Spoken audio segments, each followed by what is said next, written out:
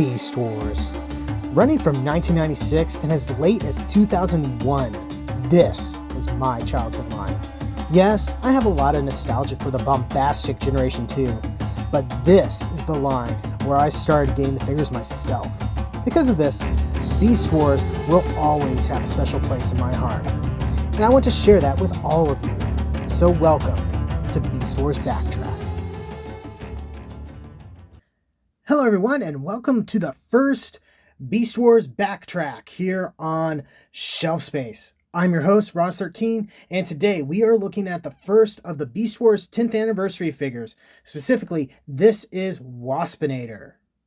So, like I said, this is part of the Beast Wars 10th anniversary series, and we even have a cool little logo to go along with it. Up here, it says Transformers Beast Wars. Of course, this is a little bit different from how they originally did it, because this uses the more standard G1 font, while before it actually used the more Generation 2 font. DVD included, yes. In fact, you can even see it right in there. This one comes with Possession, which I believe is the episode where the ghost of Starscream shows up and possesses poor Waspinator. On the front, we got a cool illustration of Waspinator. Got the name Waspinator, and here we have one of the big things that was cool about this release. It actually came with a Build-A-Figure. It was the first and so far only. Oh wait, no. There's a one in Cyberverse that they're doing, but this was basically their first attempt at a Build-A-Figure thing, you know, outside of a standard combiner. And you could get Transmutate, and we'll take a look at that figure at some point. It has some problems that need to be fixed. On the back, we have some product photographs. So here we got a look at what the Transmutate figure looks like when it's all put together. And here we have a cool shot of the actual Waspinator toy. If I remember correctly, his head has been remolded slightly to be more show accurate. At the very least, his paint scheme has been completely redone to make him look a lot more like he does on the show, with the exception of the giant Predacon symbol on his back. Up here we have a nice little bio. It says, Waspinator not know why he even here. Megatron boss Waspinator around, and all Waspinator ever get for it is blown to pieces. Waspinator sick of being stockpile of parts for Maximal Ratbots collection. Waspinator has big plans that don't concern stupid Beast Wars. From now on, Waspinator on his own. Couldn't help myself there. We got his tech data there, and callouts for all the stuff. Then over here, we have a little description of, it looks like the Beast Wars itself. Cut off from Cybertron and trapped on a primitive planet, Optimus Primal and his crew are forced to become warriors in defense of a helpless world. The rogue Predacon leader Megatron and his deadly clan of lunatics have come to gather vast quantities of energon, but the discovery of alien artifacts leaves Megatron with another goal: use the power of the Golden Disc to alter the future and return to Cybertron as conquerors. Yeah, so this is describing Beast Wars, the TV show.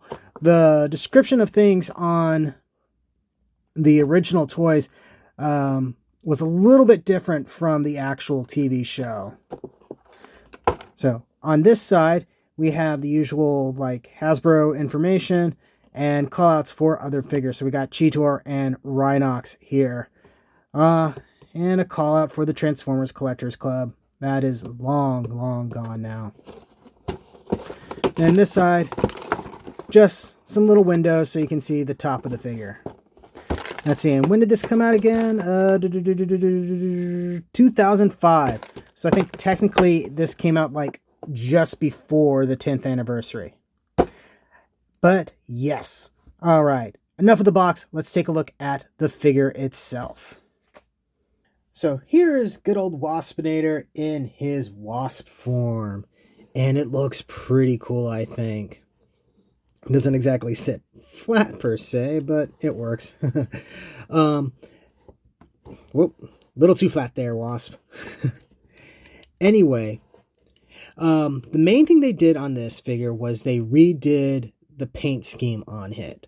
I think I said something about I thought they remolded the head. I was mistaken on that. So they tried to redo the paint scheme to make it match up with his in-show counterpart. And they did a pretty decent job. I particularly like this sort of iridescent quality that a lot of the paint has, the green in particular. The wings also have a really nice quality to it as well. And look at those eyes. This is pretty cool. The only part I don't like is that tampographed Predacon symbol. That's just bleh. It would be better if they wanted a symbol on there to maybe make it something more subtle, but it is what it is. Articulation-wise, there's not a whole lot here. He's got ball socket wings. You can adjust his arms a little bit like that. And he's got a ball socket here for movement like that, and a knee, but that's mostly for transformation. You can move the head, but you basically break the sculpt and start transformation on that. So not a whole lot there, but it does look really, really cool. And I actually have something to compare this to. Here is Generations Waspinator. Can't remember what year this came out, but this was a new version of Waspinator, but it was also designed to kind of make a slightly more show accurate version, though he's a little bit more mechanical in his Wasp form. So we can take a look at these two together. I mean, this guy is obviously a lot bigger because it's a Beast Wars era deluxe, while this is a more modern era deluxe. But you can kind of see how they're both trying to do kind of the same sort of thing. This guy actually is pulling things off a little bit better because he has this black going on there, which is more show accurate, if I remember correctly. So that's cool to have. Let's go ahead and move on to transformation. All right, so to start off, let's go ahead and start getting his legs into shape. So we're going to rotate these parts down, and then we're going to flip these legs around and get them into their robot mode. Ta-da! Then we are going to separate the arms. There's these little slots here that peg into those pegs right there. And you can see his robot mode head there. And we're going to have to readjust things in just a little bit because he's about to get tall. Now we open up and slide the head down on these rails, bring them down, and you got little pegs and holes there that should plug into corresponding ones on the chest. There we go. We're going to now bring the waist up, disconnect a bunch of things while we're at it. Oh, hey, and he managed to not get super tall and get out of frame, so that's always good. There we go. Bend the elbows down, move the insect arms to get out of everything's way.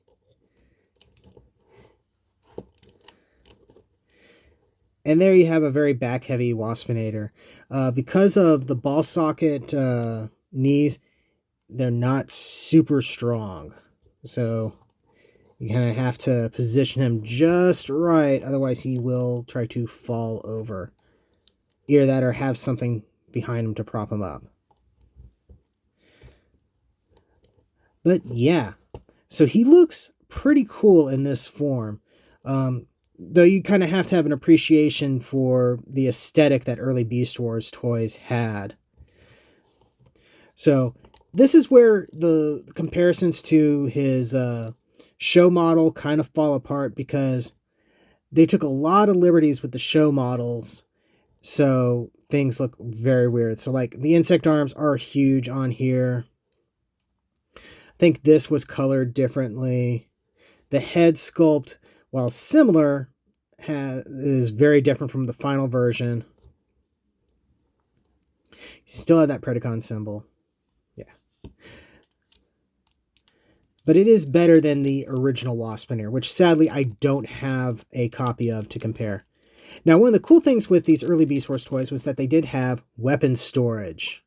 So you can pull that out from behind Flip it around and you got his weapon.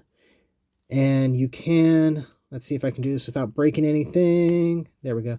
Pull off one of the wings, little things. Let's see if I can line this up right. There we go.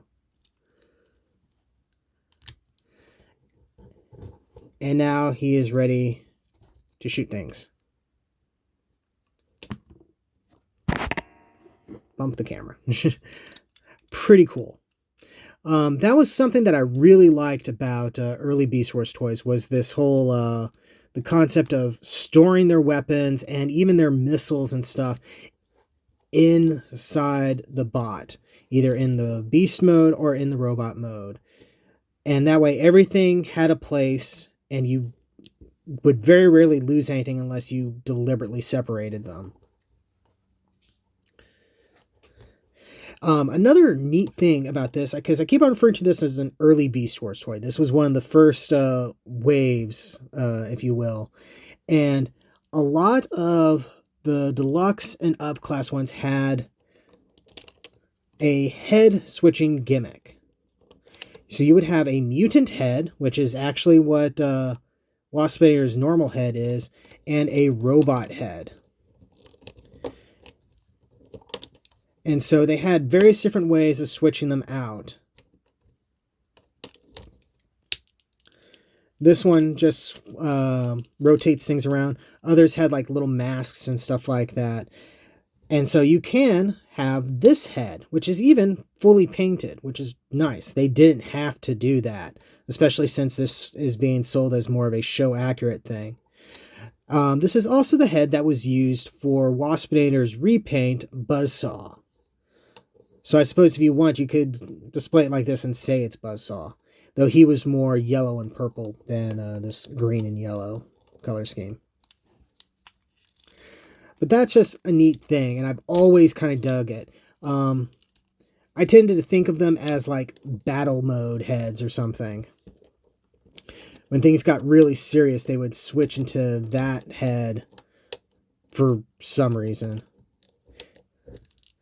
And you sort of saw stuff like that in the show with Optimus Primal deploying a face mask. Not that his toys actually did anything like that.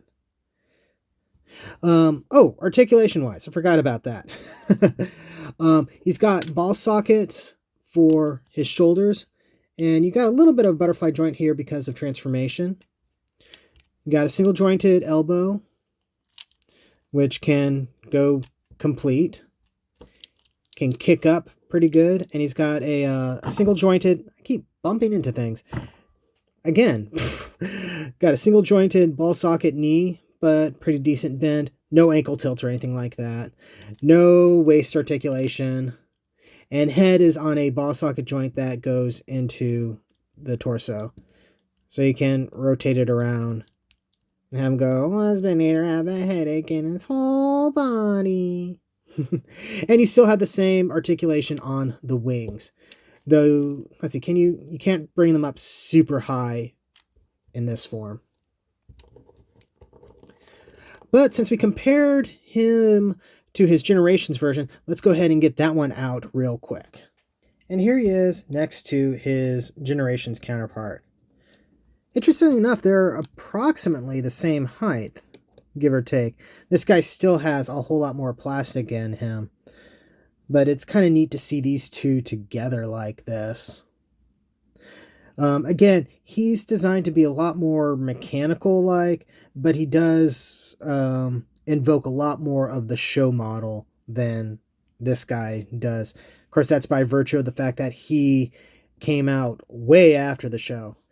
He also has the benefit of, almost a decade and a half of extra advancements in toy engineering. But yeah, it is cool to have both of these figures. So, if you like early Beast Wars toys, and you like the Beast Wars show, you can't go wrong with this. The paint scheme on him is very, very cool. So if you can get him, I'd say go for it. Should you replace your original Waspinator with this? I don't know. I don't actually have an original Waspinator, so this is kind of all I have to go on. But, yeah, I would highly recommend this for anybody who wants to collect Beast Wars toys. He looks amazing. So yeah, that has been a Beast Wars Backtrack. Thank you very much for watching. Don't forget to like, comment, subscribe, all that fun YouTube stuff. Check the description below for links to my storefront where you can get official shelf space t-shirts and more. And yeah, thank you again, and I'll see you the next time you invade my shelf space.